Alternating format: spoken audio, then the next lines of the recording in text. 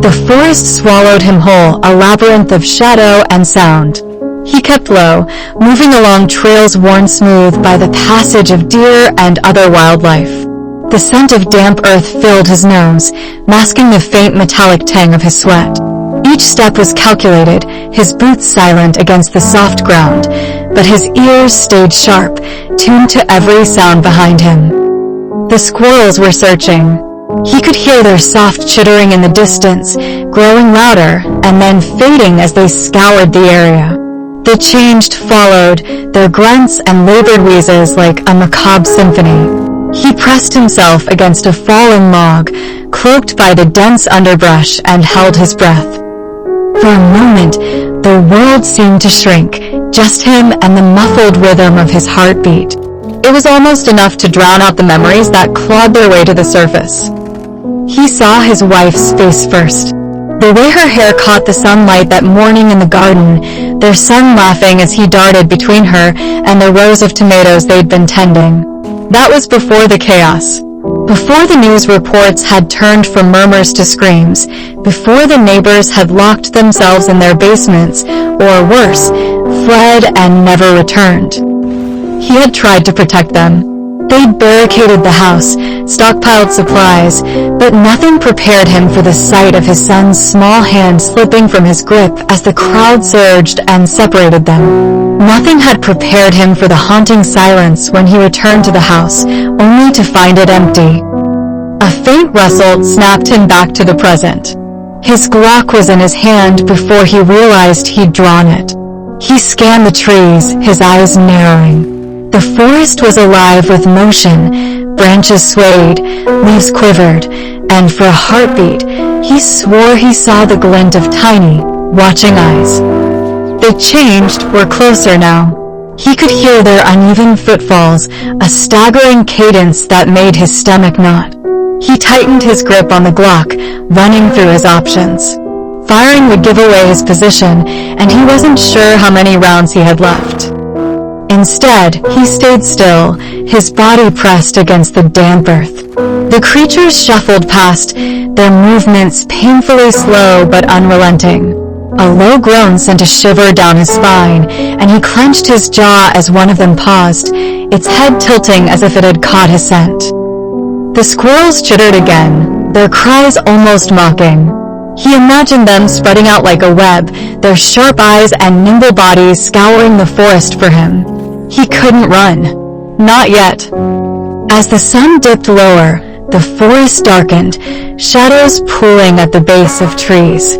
The squirrel's chatter began to fade, replaced by the nocturnal symphony of crickets and frogs. He waited until the last light bled from the horizon, his muscles stiff and aching from hours of stillness. Only then did he move, his steps careful and deliberate. His breath came shallow as he slipped through the trees, avoiding the paths that bore fresh claw marks, evidence of where the changed had recently passed. He didn't let himself dwell on the memories, not now. Grief was a luxury he couldn't afford. But as he glanced up at the faint outline of the moon filtering through the canopy, he murmured under his breath, "I'm sorry." It wasn't clear if the apology was for his wife, his son, or himself.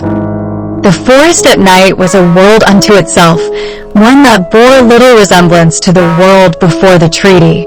Back then, the dark had been calm, punctuated by the chirp of crickets and the occasional rustle of unseen creatures. Now, it was alive with tension, a fractured ecosystem warped by the plague. The animals knew better than to linger near him. He could feel their eyes in the shadows, watching from a distance before darting away with a rustle of leaves. Rabbits froze mid-step, their noses twitching before vanishing into the underbrush. Even the deer, usually so bold in the safety of darkness, moved like ghosts, always keeping a safe distance. But not everything fled. A low, guttural sound drifted through the trees, making his grip on the Glock tighten. He'd seen them before, nocturnal primates twisted by the plague, their once dexterous hands now clawed and grasping. They moved with eerie silence, their glassy eyes reflecting the faintest light, scanning for prey. Unlike the changed, they hunted with purpose, and their strength was unsettling. He kept moving, navigating the uneven terrain with practiced care. The land was unforgiving, scarred by years of neglect and the slow creep of nature reclaiming what humanity had left behind. Clean water was harder to find than ammunition, and he had neither in abundance. The faint silhouette of a structure caught his eye through the trees. Curiosity and desperation pushed him closer, his steps cautious.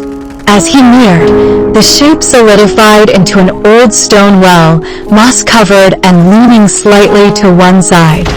He scanned the area for signs of recent activity, claw marks, discarded feathers, bones, but it appeared undisturbed. He crouched and peered into the well, his flashlight casting a pale beam down its depths. Water glinted faintly at the bottom, though it was impossible to tell if it was clean. He pulled a small metal cup from his pack and tied it to a length of wire, lowering it slowly until it dipped below the surface. The sound of the cup splashing was deafening in the quiet night, and he held his breath, ears straining for any sign of movement around him.